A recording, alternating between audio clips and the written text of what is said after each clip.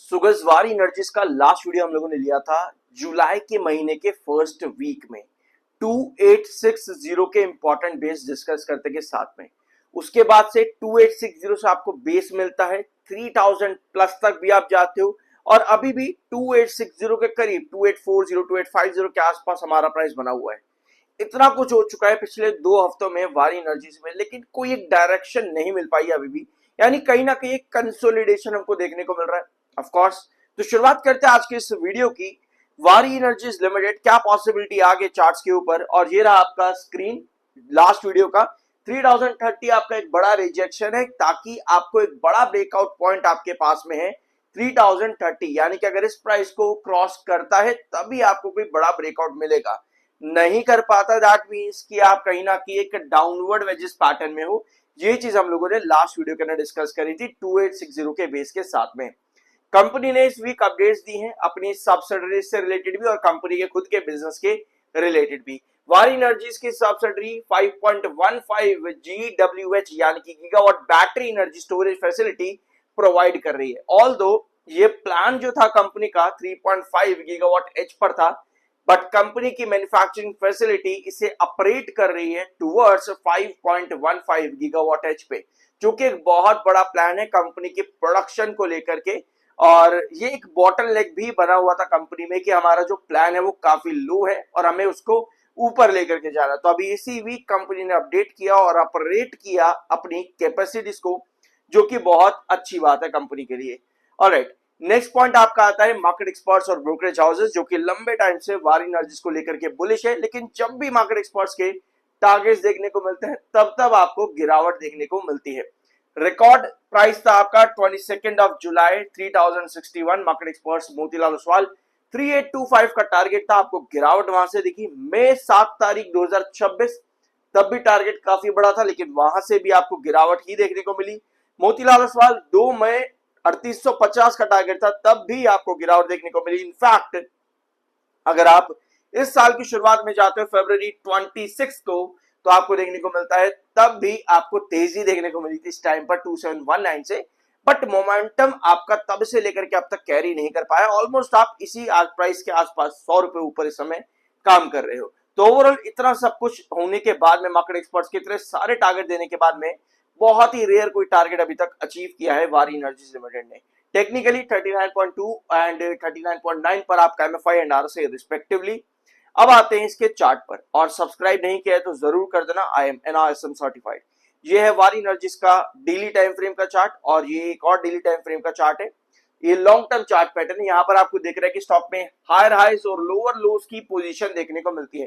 किसी भी स्टॉक में higher highs lower lows position long term investors को अट्रैक्ट करते हैं। रीजन कि भैया लोअर लोज है तो हायर हाइज की पोजीशन भी दिखती है, लेकिन सबसे पाइवट पॉइंट जो आपका होता है, यानी कि इंपॉर्टेंट पॉइंट भी, वो होता है आपका लोअर लो पैटर्न। जब भी गिरावट होती है तो इन्वेस्टर वापस से उम्मीद करते हैं कि आपको एक हायर हाई पैटर्न देखने को मिलेगा। अब इसी एक्सपेक्टेशन पर कहीं ना कहीं इन्वेस्टर यहाँ पर बने हुए हैं, और अभी भी जुलाई के फर्स्ट वीक के बाद से जो आपका चेंज आया है 200 EMA यानी कि 3030 पर, जो जुलाई के फर्स्ट वीक में आपका 200 EMA था 3030 पे, वो शिफ्ट होकर के 3010 पर आ चुका है। यानी कि अभी भी आपका रिजेक्शन ऑलमोस्ट उसके पास है। यानी कि अगर आपको ब्रेकआउट चाहिए तो 3010 आपको क्रॉस करना पड़ेगा एक बड़े ब्रेकआउट के लिए, like 3500 and something like that. उसके लिए आपको एक 200 EMA पर वापस से सस्टेन करना पड़ेगा। फिलहाल के लिए चार्ट आपका यहाँ पर क्या है, बेयरिश है। रीजन क्या है इसका? रीजन ये है कि 7 EMA 21 EMA के नीचे ट्रेड कर रहा है और लगातार लोअर लो पैटर्न क्रिएट कर रखा है वारी एनर्जीज ने। यहां पर इंपॉर्टेंट पॉइंट्स कौन कौन से आपके बनते हैं? सबसे इंपॉर्टेंट प्राइस आपका आता है 2810। ये बहुत इंपॉर्टेंट बेस है वारी एनर्जीज का। जब तक इस प्राइस के ऊपर है तब तक आपके पास शॉर्टर एक्टिव है, जो कि पहली रेंज लेकर के चलते हैं लगभग 2860 की तरफ। मतलब कि जो अभी आपका पुराना बेस था फर्स्ट जुलाई के वीक के अंदर 2860, अभी इस समय आपका कहीं ना कहीं रिजेक्शन बना है पिछले 4 सेशन के अंदर, यानी कि इस वीक में 2860 आपका रिजेक्शन बना है। पूरे जुलाई के 2 हफ्तों से ज्यादा ये आपका इंपॉर्टेंट बेस था। यानी नेक्स्ट रिजेक्शन आपका बनता है 2920 के करीब पे, ये आपका नेक्स्ट रिजेक्शन है। उसके बाद में जो नेक्स्ट पॉइंट आपका बनता है 3010। ये सभी लेवल्स समझने वाले हैं। एक बार ब्लैंक स्क्रीन पर आओ। 2810, 2860, 2920, 3010। इन चारों लेवल्स को आप यहाँ पर नोट करना। मान लेते हैं ये आपका पहला वाला लेवल है, ये दूसरा, तीसरा और ये चौथा। आपके पास क्या पैटर्न बन रहा है कि आप लगातार नीचे नीचे नीचे गिर रहे हो यहाँ पे, मतलब हर बार आपका नया नया नया बेस बन रहा है। जब भी इस तरह की पोजीशन आती है और मैं एक नए बेस की तरफ एंट्री लेता हूं जो कि लगभग 2810 पर है, अगर मैं 2810 के करीब एंट्री लेता हूं दैट मींस कि वहां से मुझको एक पुश मिलना चाहिए ताकि मैं इसमें अप ट्रेंड की तरफ जाऊं। अप ट्रेंड की तरफ मैं जा रहा हूं तो मैं 2860 की तरफ आया। ये बहुत छोटा मोमेंटम है, लेकिन शॉर्टर यही एक्टिव होते हैं। लॉन्ग टर्म इन्वेस्टमेंट का मतलब ये नहीं है कि अगर मैंने एंट्री करी है तो वो भागेगा, इसका मतलब ये नहीं होता। और वीडियो बनाने का मतलब भी ये नहीं होता कि भैया वीडियो बनाइए तो भागेगा। कई लोग पता नहीं किस मेंटेलिटी से आते हैं, वो कमेंट बॉक्स में ऐसी चीजें लिखते हैं कि भैया तेरे वीडियो बनाने से भाग थोड़ी जाएगा। अरे भाई चीज समझ लो यहाँ पर यार एक तरह से, ठीक है। आई होप ये पॉइंट आपको समझ में आया होगा। बहुत अजीब अजीब चीजें होती है, क्या कर सकते हैं। 2810 आपके पास बुलिश एंगल्फिंग कैंडल आ रही, दैट मींस कि आपको एक अप ट्रेंड मिलेगा। 2860 आपके पास आता है हैंगिंग बेस लेता है, दैट मींस कि आपको एक अप ट्रेंड मिल सकता है। देन आपका पॉइंट आता है 2920, इसी तरह से 3010। यहां पर शॉर्टर जो एक्टिव है वो अपनी पोजीशन बार बार चेंज कर रहे हैं। पहले 3010 से 2920 पर थे, फिर 2920 से 3860 पे बीच में थे, अभी 3810 से लेकर के 3860 के बीच में है। यानी बार बार आपको क्या मिलता है कि बुलिश एंगल्फिंग कैंडल हर एक बेस के पास बन जाती है, लेकिन अल्टीमेटली आप एक लोअर लो पैटर्न पर आते हो क्योंकि हर बार रिजेक्शन नया क्रिएट हो रहा है। यानी कि हर बार आपको बेयरिश एंगल्फिंग कैंडल मिल रही है हर रिजेक्शन पर। इसका मतलब यह है कि अगर हम 2810 से एंट्री करते हैं ये सोचते हुए कि भैया मुझे तो लॉन्ग टर्म जाना है, लॉन्ग टर्म एंट्री मैंने बना रखी है, और आपको पता है कि आपका नेक्स्ट हर्डल 2860 का रिजेक्शन बन रहा है और आपके पास वहां पर बेयरिश एंगल्फिंग कैंडल कुछ इस तरह से ड्रॉ हो रही है जो कि रेड कलर की कैंडल होगी, ये इंडिकेट करती है कि भैया ये अब क्या कर रहे हैं यहाँ पर शॉर्टर, इसको लोअर पैटर्न के अंदर क्रिएट कर रहे हैं। यानी कि हर बार एक नया रिजेक्शन बनाने की कोशिश कर रहे हैं। इसका मतलब यह है कि अभी शॉर्टर एक्टिव है, इन्वेस्टमेंट एक्टिविटी जहां पर काफी कम है।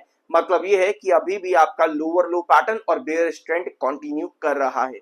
अगर हमें ब्रेकआउट चाहिए होता है तो कहां से 2810 पर अगर मेरी एंट्री है तो हर बार आपके पास सस्टेनेबल कैंडल ड्रॉ होनी जरूरी है हर एक रिजेक्शन पर। इसको हम कहते हैं wages pattern, continuation of wages pattern, जो अभी आपका मिसिंग है। फिलहाल के लिए आपके पास एक साइडवेज पैटर्न यहां पर था, उसके बाद में आप एक डाउनवर्ड वेजेस पैटर्न पर हो। और ये पैटर्न पता है कब से बना है? आपको याद होगा लास्ट वीडियोस में डायगोनल हम लोगों ने यहाँ पर ड्रॉ करके रखी हुई थी। जैसे ही डायगोनल टूटी है, और पुराने चार्ट्स पर भी आपको डायगोनल मिलेगी, ठीक है। ये चार्ट्स आपको बहुत चीजें बताते हैं क्योंकि हमको क्या दिखता है, अल्टीमेटली हमको दिखता है कि भैया रिटर्न्स बढ़िया दे देता है, लेकिन वो कहां से देगा? तो ये सभी इंपॉर्टेंट लेवल्स आपको मालूम होने चाहिए ट्रेंड्स के साथ में, और कैंडल का फॉर्मेशन क्या बन रहा है ताकि मैं कैरी कर सकूं। अल्टीमेटली जो भी बड़ा ब्रेकआउट है वो 3010 के ऊपर निकलने के बाद ही बनता है, उसके पहले तक चार्ट अपना बेयरिश इंडिकेशन शो कर रहा है। सब्सक्राइब नहीं किया होगा अभी भी तो जरूर कर देना, I am an ISM certified. अब आते हैं आपके नेक्स्ट और लास्ट पॉइंट के ऊपर जो है कंपनी के results. Alright, apart from chart patterns, company के नंबर्स, कंपनी के फाइनेंशियल्स, कंपनी के फंडामेंटल्स, वारी एनर्जीज कंपनी एक सेक्टर कंपनी है। मतलब कि एक इंडस्ट्री, एक सेक्टर पर कंपनी काम करती है, अपना बिजनेस करती है।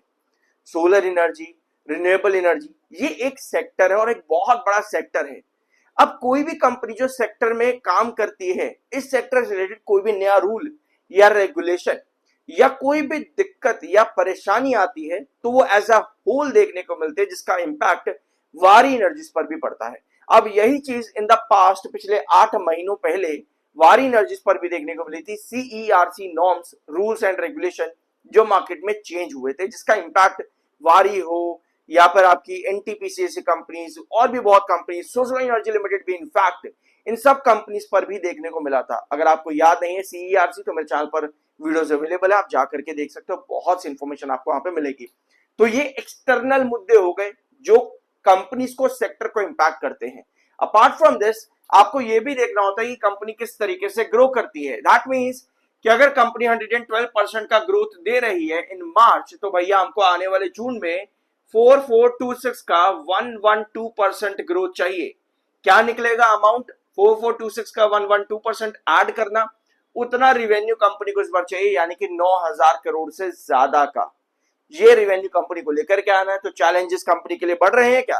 अगर बिजनेस बढ़ रहा है तो कंपनी इसको कॉप अप कर सकती है। अब नेक्स्ट पॉइंट आपका आता है प्रॉफिट्स पे। 71% का ग्रोथ आपको चाहिए 773 पे, मतलब कि कह सकते हो यहां पर कि सॉरी, ये जो आपका बॉक्स बना हुआ है, कोइंसिडेंस की बात है कि आपका जो मैंने अभी रिवेन्यू नीचे करा तो आपका बॉक्स एग्जैक्टली प्रॉफिट्स के ऊपर ही बन करके आ गया है। तो यहां पर आपको 71% का प्रॉफिट चाहिए ऑफ 773। कितना निकलता है उसको 71% 773 में ऐड करना, उतना कंपनी का प्रॉफिट चाहिए। तो चैलेंजेस होते हैं, कोई भी कंपनी जब बढ़िया नंबर्स देने लगती है तो एक टाइम ऐसा आता है कि ग्रोथ परसेंटेज बहुत हाई होता है और वहीं पर ही चैलेंजेस भी आते हैं। बट ये एक फैक्टर है, इसके अलावा सेक्टर जो मैंने अभी आपको बताया एज अ होल न्यूज क्या आ रही है, इन सब चीजों को जब हम इवैल्यूएट करते हैं तब हमको पता क्या मालूम पड़ता है कि अगर जो हायर हाई और लोअर लो पैटर्न है, जहां पर एक साल पहले एंट्री करके हम बड़ा रिटर्न ले लेते हैं लेकिन फिर अगले साल के लिए होल्ड करते हैं और पता चलता है वापस वहीं पे आके बैठ गए हैं, तो जब हम इन सब चीजों को साथ में इवैल्यूएट करते हैं डिसीजन मेकिंग भी अपने आप निकलने लगती है। कुछ नया जानने को मिला हो सब्सक्राइब करते जाना, मिलता अगले वीडियो में।